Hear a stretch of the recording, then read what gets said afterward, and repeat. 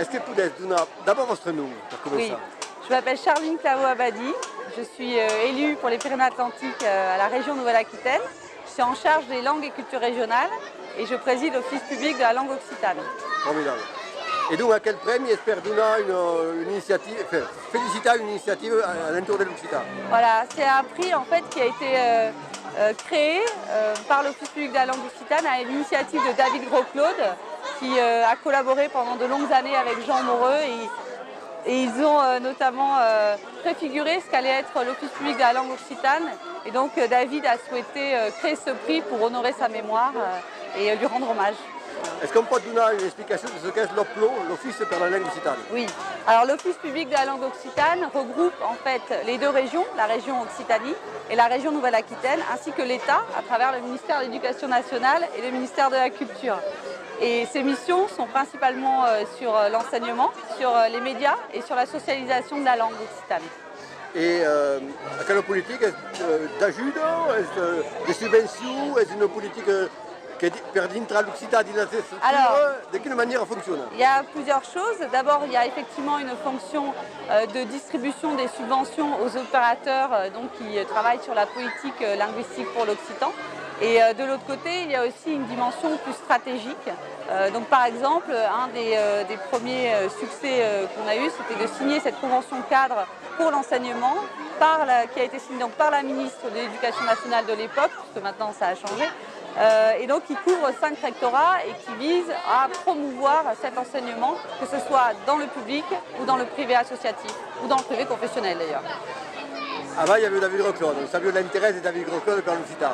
Et vous, j'espère que vous intéressez l'Occitan. Est-ce qu'on peut nous donner on me pose souvent la question parce que je ne parle pas occitan. Mais moi, j'estime que l'occitan, la politique linguistique, c'est une politique d'intérêt général. Et ce n'est pas une politique qui est à destination d'un groupe, une communauté particulière. Moi, je vois dans la transmission de la langue occitane, dans son affirmation de sa culture aussi, moi, j'y vois une politique d'intérêt général. Je pense que l'identité, on peut la penser de manière complémentaire. On peut être occitan, on peut être français, on peut être périgourdin. Et donc je pense que c'est très important dans le cadre de notre pays d'affirmer nos cultures et nos langues régionales. Ça ne me dit pas encore exactement, c'était ma deuxième question justement. Ah, pardon. Donc ça ne me dit pas votre intérêt particulier. Mais je vous le dis, moi je suis élue de territoire, je porte des politiques d'intérêt général. Donc c'est ce que je fais ici.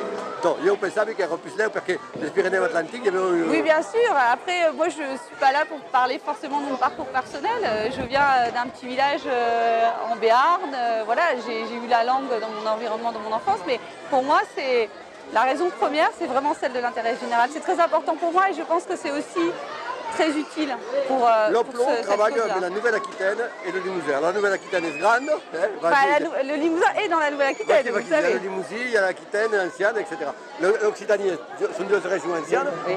Qui ne piétate, qui n'a pas l'Auvergne, qui n'a pas la province. Alors ça, il faudrait revenir sur l'historique de la construction de l'office, parce qu'il y a eu des précédents avec une charte interrégionale auquel adhéraient ou non les régions qui sont celles de l'ère occitane.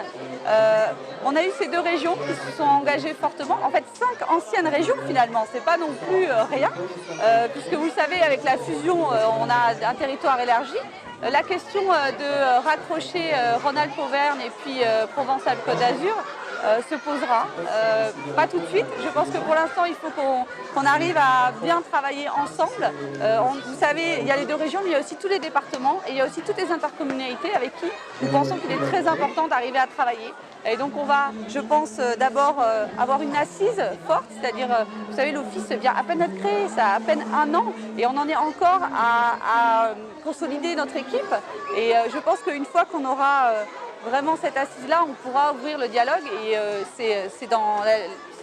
Parla de las communes, des départements et les grandes agglomérations qui sont en AS. Bien sûr, et les villes métropoles aussi. Et les villes métropoles, d'ailleurs, on leur a proposé de s'associer aux conventions académiques qui déclinent de la convention cadre. Oui, oui. Merci, Blas. De rien.